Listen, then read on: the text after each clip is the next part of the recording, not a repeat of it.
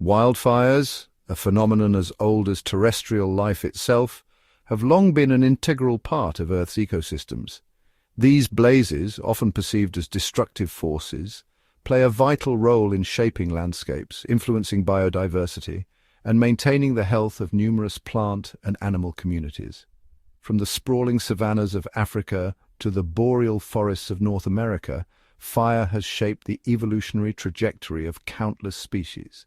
While the immediate aftermath of a wildfire might appear devastating, it sets the stage for renewal and regeneration.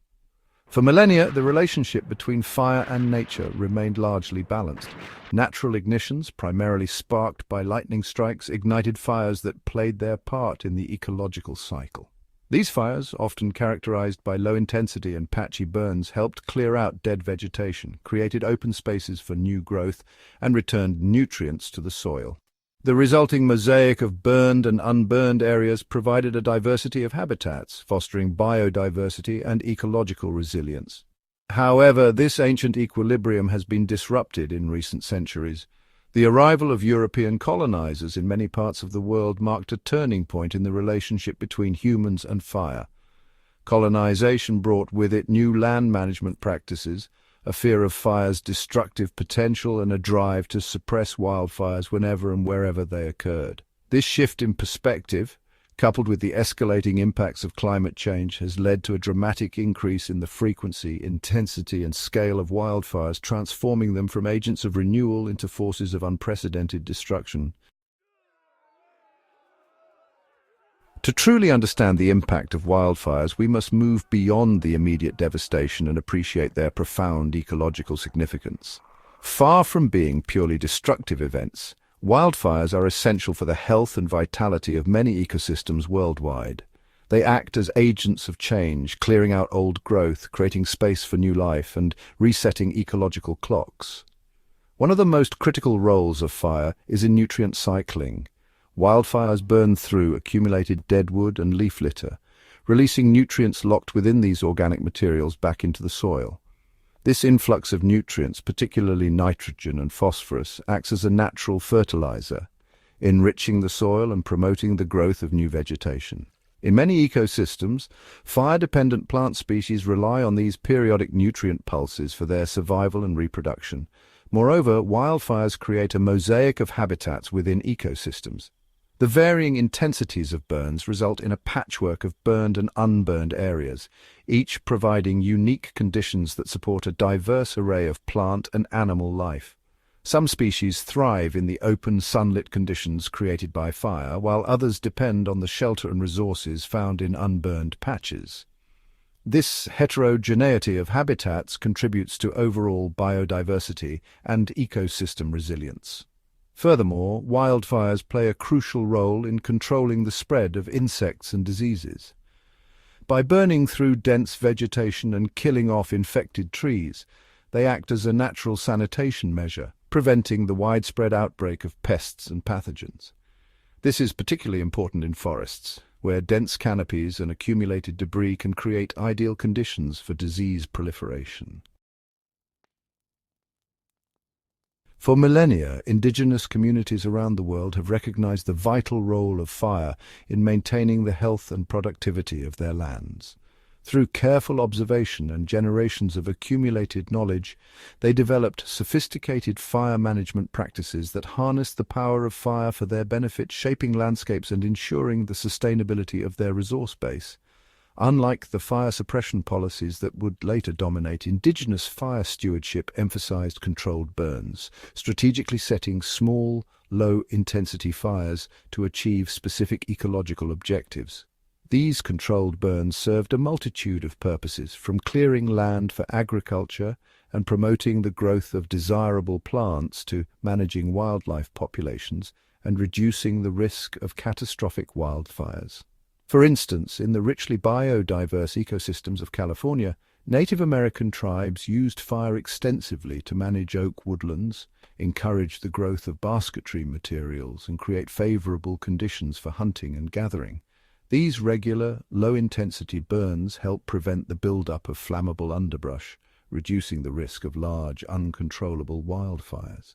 Similarly, in the vast savannas of Australia, Aboriginal communities employed fire to manage grasslands, control insect populations, and promote the regeneration of plant species.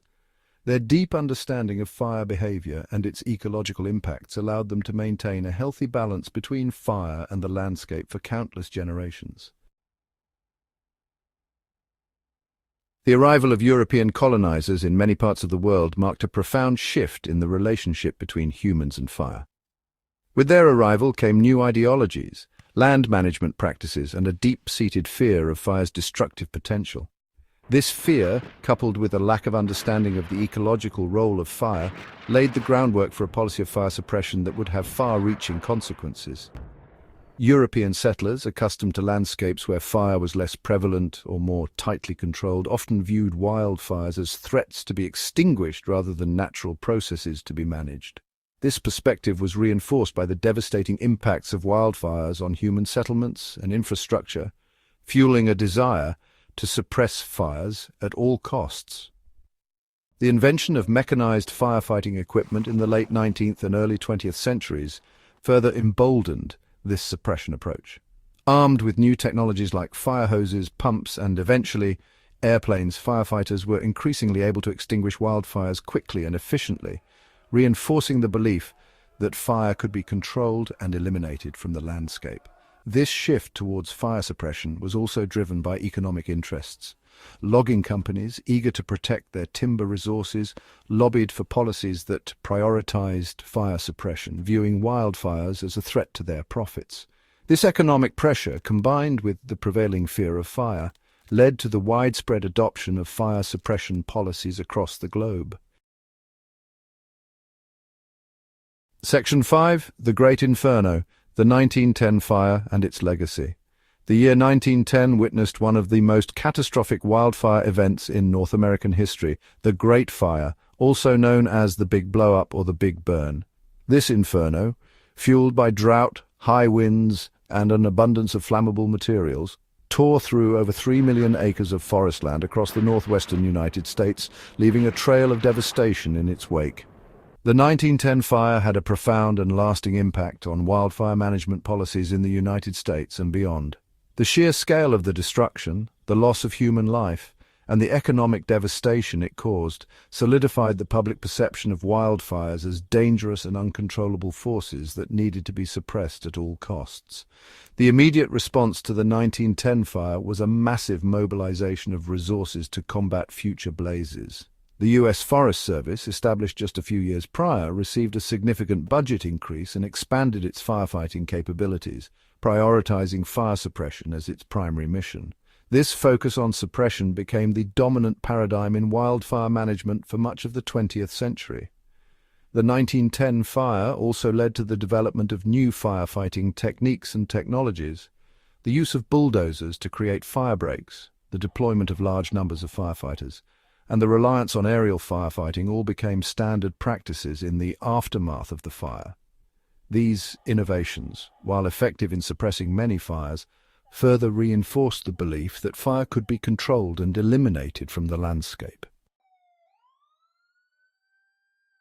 In the early 20th century, fire was seen as a destructive force to be eliminated at all costs. Policies were implemented to suppress wildfires, leading to an era known as fire exclusion. This approach, however, disrupted natural fire cycles, resulting in an accumulation of dense vegetation and deadwood, which, ironically, made forests more susceptible to severe wildfires.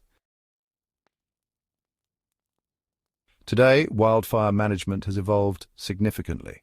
We now understand that fire plays a crucial role in maintaining healthy ecosystems. Modern strategies include controlled burns, mechanical thinning, and the use of technology to predict and manage fire behavior. These methods aim to reduce the risk of catastrophic wildfires while promoting ecological balance. Climate change has introduced new challenges in wildfire management. Rising temperatures, prolonged droughts, and unpredictable weather patterns have contributed to the increase in both the frequency and intensity of wildfires, often referred to as megafires. These massive fires are more difficult to control and cause extensive damage to communities and natural habitats. As we look towards the future, The goal is to find ways to coexist with fire. This involves integrating traditional knowledge with modern science, fostering community resilience, and promoting policies that support sustainable land management. By embracing a holistic approach, we can mitigate the impacts of wildfires and create a more balanced relationship with our environment.